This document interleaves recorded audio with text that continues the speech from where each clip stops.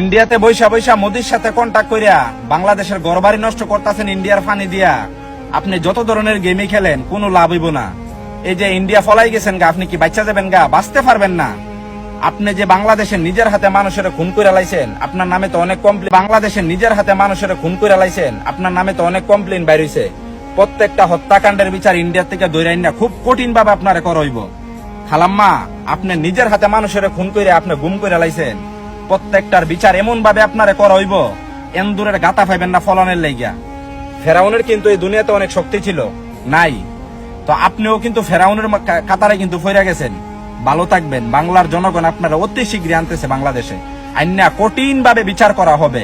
হত্যাকাণ্ডের বিচার প্রত্যেকটা আপনার কাছ থেকে নিবে।